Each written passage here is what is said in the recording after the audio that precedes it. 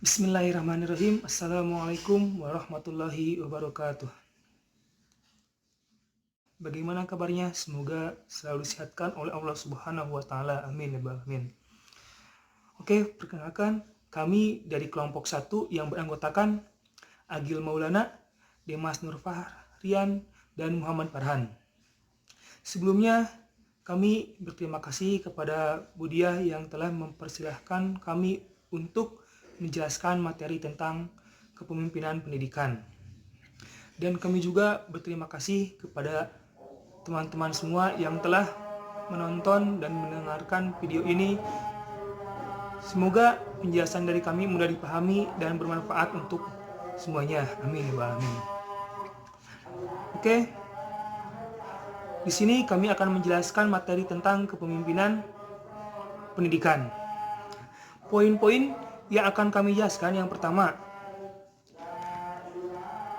ada pengertian kepemimpinan, yang kedua, kepemimpinan pendidikan, yang ketiga, teori kepemimpinan, yang keempat, tipe dan gaya kepemimpinan, yang kelima, tugas dan fungsi kepemimpinan, yang keenam, model-model kepemimpinan dalam pendidikan, yang ketujuh, standar kepala sekolah atau madrasah, yang kedelapan, perbandingan kondisi di negara orang lain.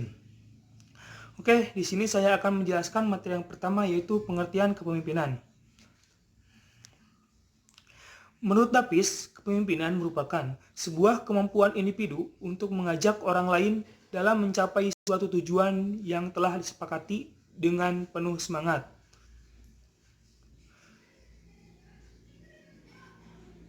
Menurut Mulyasa, berpendapat juga bahwa kepemimpinan merupakan kegiatan untuk mempengaruhi orang lain yang diarahkan untuk mencapai tujuan bersama. Sedangkan, menurut Cons dan Donnell, kepemimpinan adalah sebuah seni mempengaruhi orang lain sehingga orang tersebut mau diajak bekerjasama dalam mencapai tujuan bersama. Sehingga dapat disimpulkan bahwa kepemimpinan itu ialah semacam sifat atau keahlian seseorang dalam mempengaruhi individu atau kelompok untuk bekerjasama dengan kita dalam mencapai tujuan bersama yang telah ditentukan. Maka, setiap pemimpin harus memiliki sifat kepemimpinan. Kenapa harus memiliki sifat kepemimpinan? Karena dengan memiliki sifat kepemimpinan, maka untuk menjalankan tugasnya akan lebih mudah dan akan tercapai. Sedangkan jika seorang pemimpin tidak memiliki sifat kepemimpinan, maka kerjanya itu akan tidak lancar dan tanggung jawabnya pun tidak akan terlaksana. Untuk selanjutnya yaitu kepemimpinan pendidikan. Kepemimpinan pendidikan adalah kemampuan untuk menggerakkan pelaksanaan pendidikan sehingga tujuan pendidikan yang telah ditetapkan dapat dicapai secara efektif dan efisien. Nah, definisi kepemimpinan pendidikan ini tidak berbeda jauh dengan definisi kepemimpinan itu sendiri. Nah, maka kepemimpinan pendidikan itu kemampuan atau sifat seorang pemimpin di lembaga pendidikan yang dapat mempengaruhi orang lain yang ada di dalam lembaga itu sendiri sehingga tujuan pendidikan yang telah ditentukan itu dapat tercapai secara efektif dan efisien. Nah, dalam kepemimpinan pendidikan ada 3 kecerdasan pokok. Yang pertama, kecerdasan profesional. Yang kedua, kecerdasan personal. Yang ketiga, kecerdasan manajerial. Apa yang dimaksud kecerdasan profesional, personal, dan manajerial? Oke, di sini saya penjelaskan. Yang pertama, kecerdasan profesional itu maksudnya setiap individu, setiap pemimpin itu harus dapat menempatkan dirinya itu sebagai pemimpin. Contoh, di sini itu sebagai pemimpin pendidikan, menjadi dia itu sesosok kepala sekolah yang baik. Nah, maksud yang kedua, kecerdasan personal. Seorang kepala sekolah itu, seorang pemimpin itu harus dapat menempatkan dirinya itu menjadi dirinya sendiri. Kita contohkan seorang Kosma. Seorang Kosma itu memiliki 2 kecerdasan. Yang pertama profesional sebagai kosma itu sendiri, dan yang kedua sebagai diri dia sendiri. Yang ketiga kecerdasan manajerial. Nah, di sini tuh nyangkut pautkan dengan kecerdasan yang dua tadi. Kenapa? Karena di sini tuh seorang pemimpin harus dapat memanage kapan dia menjadi personal dan kapan dia menjadi profesional atau pemimpin tadi. Nah, untuk mencapai kecerdasan manajerial, maka seseorang itu harus memiliki kemampuan mencipta. Maksud mencipta itu apa? Menciptakan suasana, menciptakan momen untuk dirinya itu sendiri. Yang kedua, kemampuan membuat perencanaan. Harus membuat apa yang harus dia lakukan. Sudah tersusun rapih apa saja yang akan dia lakukan. Yang ketiga, kemampuan mengorganisasi. Nah, di sini juga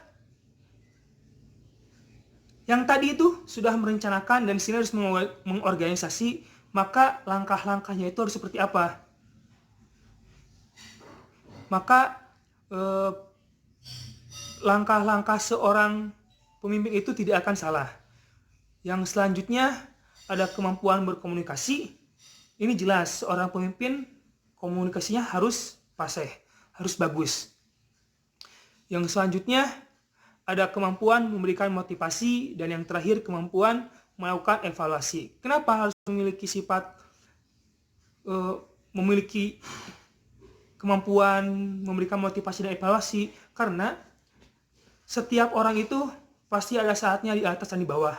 Maka semangatnya bekerja pun kadang di atas, kadang di bawah. Maka seorang pemimpin itu harus dapat memotivasi orang-orang yang sedang down. Maka semua orang dapat bekerja kembali seperti semula. Dan kenapa harus memiliki kemampuan untuk mengevaluasi? Karena setiap waktu, setiap orang itu harus dievaluasi. Maka dengan adanya evaluasi setiap harinya itu akan lebih meningkat, dan tujuan pendidikan yang sudah ditetapkan itu akan terlaksana. Yang selanjutnya, di sini ada teori-teori tentang kepemimpinan. Teori kepemimpinan itu, yang pertama ada genetik, sosial, situasional, ekologis, dan behavioristik. Nah, dari semua teori ini sebenarnya ada 3 inti teori. Yang pertama sifat, yang kedua perilaku, yang ketiga lingkungan. Nah, karena teori ketiga ini tuh susah diterapkan, maka membuat teori yang baru. Yang pertama ada teori pertukaran, yang kedua teori pribadi dan situasi, yang ketiga teori interaksi dan harapan. Apa sih maksud dari teori-teori yang barusan itu? Oke, sekarang kita jelaskan. Maksud dari teori genetik terlebih dahulu. Teori genetik adalah kepemimpinan yang diartikan sebagai seseorang yang dapat menjadi pemimpin karena memang dilahirkan sebagai pemimpin gitu. Genetik dari awal lahir itu sudah memiliki sifat kepemimpinan. Akan tetapi teori ini tuh banyak yang menentang, karena sangat tipis kemungkinannya genetik seseorang itu sudah menjadi pemimpin, dan sudah diteliti bakat kepemimpinan itu saat lahir hanya 5%, sehingga tidak dapat diterapkan teori ini. Yang selanjutnya ada teori sosial.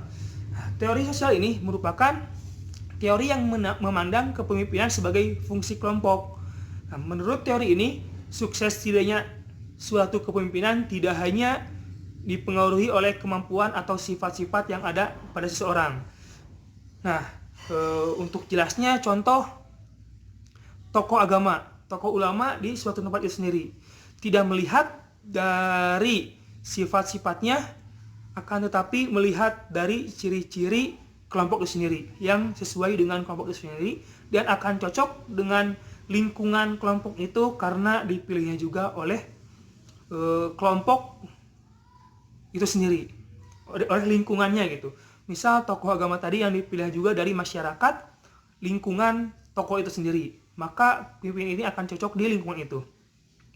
Yang selanjutnya ada teori situasional. Teori ini berpandangan bahwa kepemimpinan sangat bergantung pada situasi.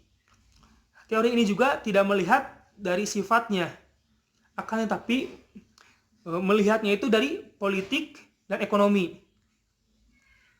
Yang selanjutnya ada teori ekologis. Teori ini adalah kepemimpinan merupakan penggabungan antara bakat alami dan pelatihan dan pendidikan. Jadi di sini tuh mempercayai bahwa setiap orang itu saat dilahirkan sudah memiliki bakat kepemimpinan seperti teori genetik yang tadi. Dan ini juga mempercayai bahwa seorang pemimpin itu harus dilatih dan dididik supaya terdapat sifat-sifatnya itu. Nah, yang selanjutnya teori sosio-behavioristik. Nah, teori ini tuh yang banyak dipakai oleh orang-orang. Kenapa? Karena di dalamnya itu ada bakat, turunan, dan kecerdasan yang alamiah. Ini masuk ke yang genetik tadi. Terus ada pengalaman dan kepemimpinan. Ada pembentukan formal dalam organisasi, situasi lingkungan, dan pendidikan dan pelatihan. Terus kesepakatan sosial dan kontrak politik. Maka dari semua teori itu ada dalam satu teori ini, maka banyak dipakai oleh orang-orang. Nah, dari beberapa teori tadi sebenarnya itu ada 3 seperti yang sudah saya sebutkan. Yang pertama teori sifat, yang kedua teori perilaku, dan yang terakhir teori lingkungan. Nah, kenapa bisa disebut ketiga itu? Karena yang pertama teori sifat atau teori genetik. Karena seseorang pemimpin dianggap memiliki sifat-sifat yang dibawa semenjak lahir, seperti yang genetik tadi itu. Jadi seseorang itu pasti memiliki sifat kepemimpinan saat dilahirkan itu mengikuti atau diwariskan dari leluhurnya, dari sebelumnya. Atau banyak orang yang mengatakan bahwa teori ini tuh teori bakat, karena menganggap bahwa pemimpin itu dilahirkan, bukan dibentuk. Terus yang kedua, teori perilaku, yang memiliki dasar pemikiran bahwa kepemimpinan harus dipandang sebagai hubungan di antara orang-orang, bukan sebagai sifat atau ciri-ciri seseorang individu. Nah, ini tuh harus dari teori perilaku itu tidak melihat dari siapa, tidak melihat dari sifat-sifat individu itu sendiri, tapi harus mengikuti, harus pandangan orang lain itu harus bagus untuk kepada seorang pemimpin itu sendiri. Nah, jadi sifat individu pemimpinnya itu harus bagus. Maka dengan bagusnya itu akan diakui seperti yang tokoh agama di masyarakat itu sendiri. Karena sifatnya itu bagus, maka dipercayai oleh masyarakatnya. Yang selanjutnya ada teori lingkungan.